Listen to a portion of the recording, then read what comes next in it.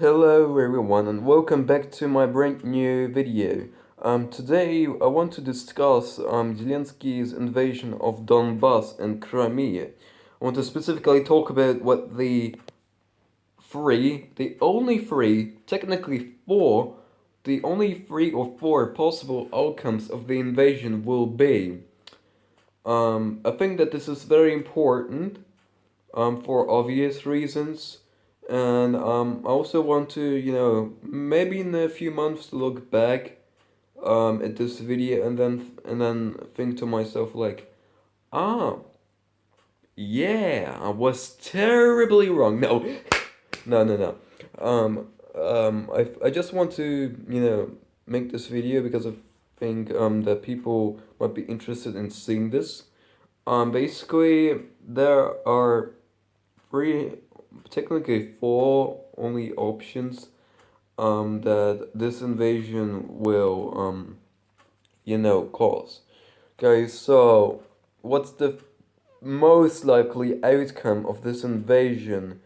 Also, by the way, it will start on May 2nd, 2021. So yeah, okay, by around that time. Okay, anyway, so what are the possible outcomes? Yeah, basically the most likely option is that Zelensky will invade for even probably like invade for maybe 40 days, I don't know, around that long, and then he will surrender. And trust me, Zelensky won't surrender that easily.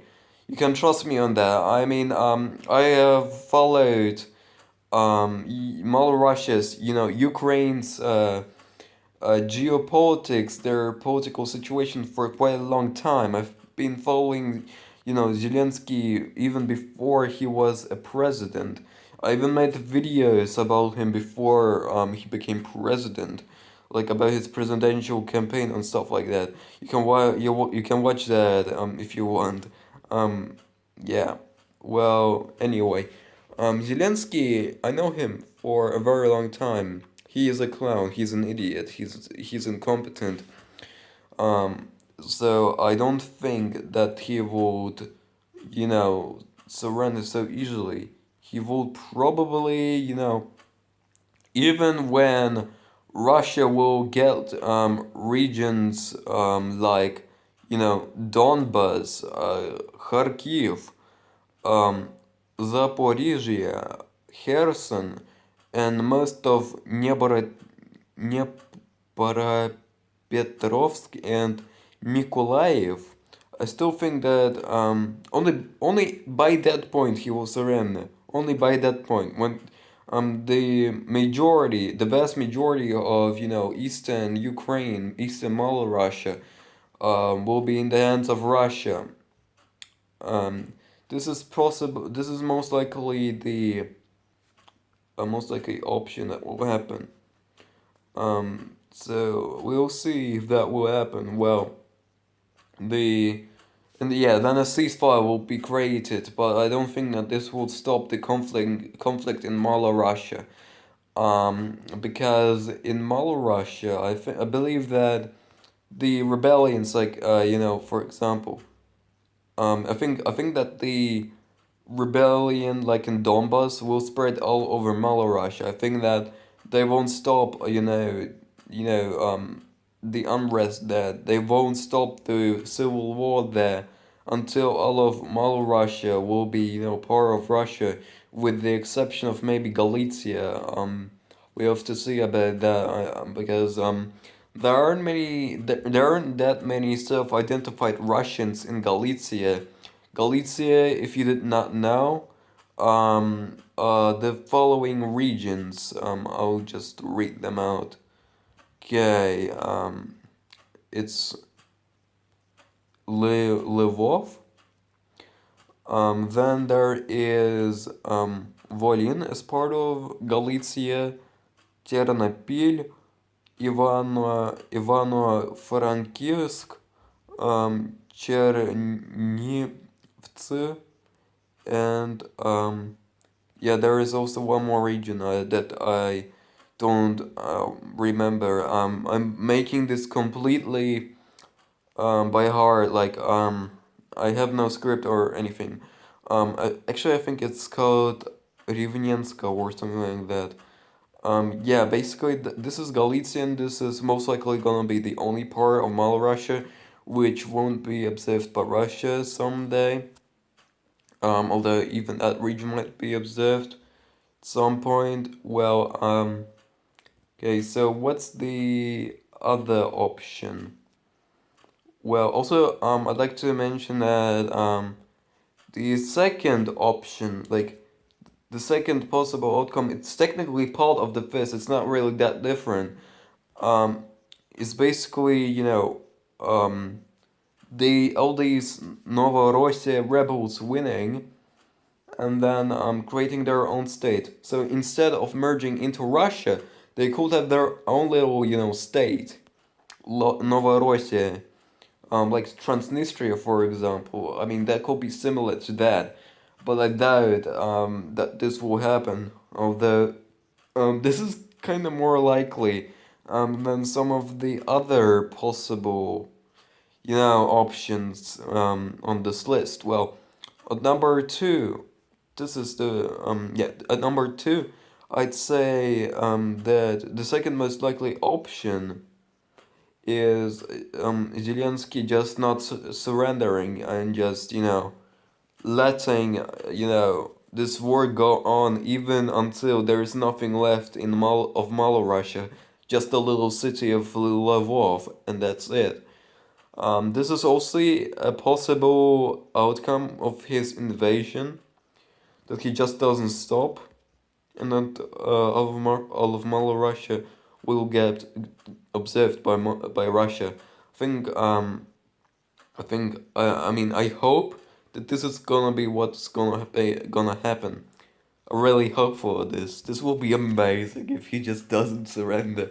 Well, it's possible that he would also just get impeached or something like that because of his idiocy, incompetence, all that.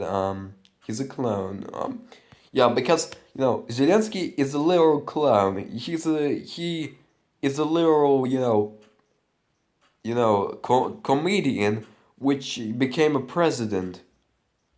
You know, so don't expect him, to not let this through until the very end. So yeah, this is also an option. The third option, this is the last option, is that if the is the worst thing that could happen, the literal worst thing. Basically, the third, it even hurts to say this, but the third option is that yeah, it basically Russia will take a lot of Malorussia, such as Donbass, so in conquer all that as part of their self-defense. They'll get all that, and then in the end, some stupid ceasefire will get created, some stupid peace deal, and then at the very end, Mother Russia will just get back everything. This is the absolute worst thing that can happen. This is the worst. I really hope that this option will not happen. I really hope so. Well, anyway, um, people have also been telling me that and another option is that Putin, won't accept Zelensky's surrender. That people have been telling me that. Well, I don't. I think that he won't accept it. There is a reason behind that. Many people think that Putin is some kind of imperialist warmonger or something like that. Well, that's actually not true. I want to talk about this now for a brief moment. Well, if you look at Putin's, history, you'll see that he was a true peacemaker. Just look at Nagorno-Karabakh, which happened not long ago. He made a peace deal that which stopped, fighting between Armenia and Azerbaijan. Now, Nagorno-Karabakh basically is full of Russian peacekeepers and kind of doesn't belong to either the Nagorno-Karabakh government, which is basically just an Armenian, you know, a mini Armenia, you could say, and it's not controlled by Azerbaijan either. Although, I'm not gonna say anything, but okay, you get the point. You get the point. Many people say that this was a sign of Russian weakness in its own region. I don't think so. You can also take a look at, for example, Syria. Um, there is the Northern Syria Buffer Zone Agreement that was signed in 2019. I remember watching that. I mean, I wasn't really satisfied with the agreement for quite obvious reasons. Well, Putin did this agreement. He is the man. He's the, founder of all of that, of the entire agreement. He was the one who put it in part he implemented it. Well, basically, to keep everyone happy, to keep the Turks happy and not launch a very bloody invasion of, the YPG, aka Syrian Kurdistan, a buffer zone was basically created where Turkey, controls a part of northern eastern Kurdistan. I mean, the northern part of the YPG. He did this, and also, if I'm not mistaken, the vast majority of the YPG territory was given to a joint control between the Syrian Assad government and YPG. This was all done just to, create peace, not to create further war in Syria, whereas the most eastern parts of the YPG still were fully under YPG control. Guys, so you can just look at this history of, peacemaking deals. I don't really like that history. I want him to be more, aggressive, but what can we do about it?